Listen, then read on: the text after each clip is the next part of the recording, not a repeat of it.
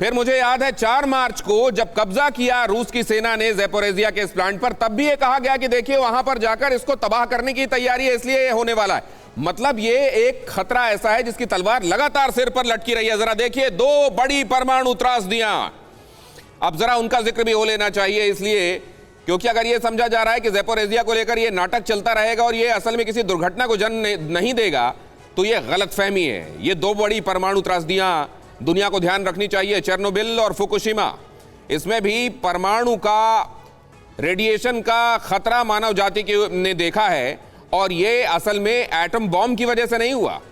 ये Hiroshima Nagasaki जैसा नहीं था, लेकिन ये रेडिएशन का ही, परमाणु का ही खतरा था। और ऐसा ही खतरा क्या एक बार फिर से सामने है।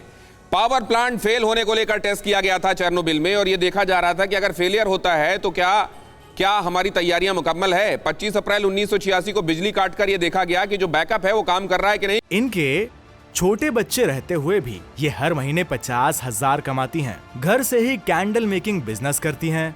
आपको भी सीखना है और करना है, फिर क्यों देरी। फ्रीडम ऐप को अभी डाउनलोड करें। कूलिंग सिस्टम को बंद कर दिया गया था, और उसके बाद क्या हुआ, 26 तारीख को यह दुर्घटना हो गई।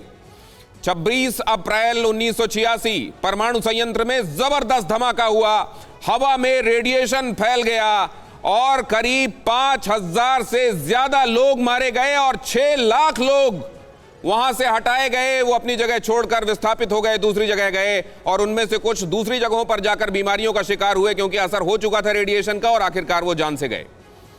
अब जरा फुकुशिमा पर भी आ जाइए। फुकुशिमा, जब भूकंप और सुनामी देखा जापान ने, और उस समय वहां पर यह संयंत्र 11 मार्च 2011 भूकंप के बाद सुनामी आई और फुकुशिमा परमाणु ऊर्जा संयंत्र इसकी चपेट में आ गया।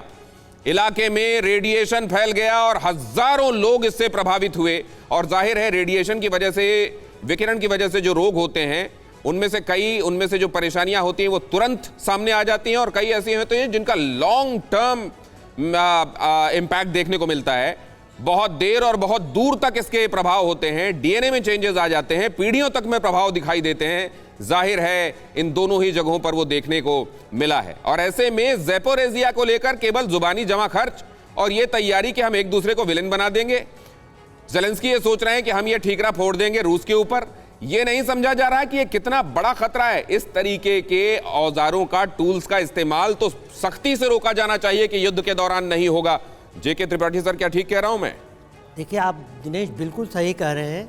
ये दोनों जो दुर्घटनाएं हुई थी चेरनोबिल में और फुकुशिमा में, ये दोनों देखिए शांति के काल में हुई थी। एक मानवीय लापरवाही से हुई थी, मानवीय मिसकैलकुलेशन से, और 2 नेचुरल काल से सुनामी को लेकर हुई थी। लेकिन मेरे ख्याल से अब जहाँ भी इर्रेस्पेक्टिव ऑफ कि किसके कब्जे में है या कौन काम कर रहा है, ये लोगों ने सीख ली होगी कि प्लांट्स को किस तरह से सुरक्षित रखा जाए और कैसे बचाया जाए।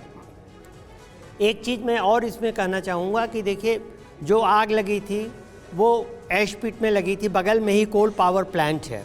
मेरे ख्याल से अभी तो खैर रेडिएटर से, डीजल रेडिएटर से कनेक्टेड है, इसको कोल पावर प्लांट से भी कनेक्ट किया जा सकता है कि इन केस ऑफ इमरजेंसी ये अगर बंद हो जाए तो कूलिंग के लिए बिजली आती रहे। तो सर, या तो दुनिया को ये जो कहते हैं हमारे पास वेपन्स ऑफ डेटरेंस हैं, जब न्यूक्लियर से आप डेटरेंस के वेपन बनाते हैं और न्यूक्लियर से ही आप एनर्जी बनाते हैं और आप इस तरीके से बात बात पर तुनक मिजाजी के साथ लड़ते हैं, तो आपको ये ख्याल रखना चाहिए कि अगर आप बंकरों में और इतने बड़े उसके हिफाजत के साथ आप अपने न्यूक्लियर वेपन्स को रख रहे हैं, तो इनकी भी हिफाजत के लिए उसी तरीके से अभूतपूर्व सुरक्षा इंतजाम होने चाहिए। क्या वो इंतजाम कर लिए गए हैं? इनके छोटे बच्चे रहते हुए भी ये हर महीने 50,000 कमाती हैं। घर से ही कैंडल मेकिंग बिजनेस करती हैं। आपको भी सीखना है और करना है, फिर क्यों देरी। फ्रीडम ऐप को अभी डाउनलोड करें।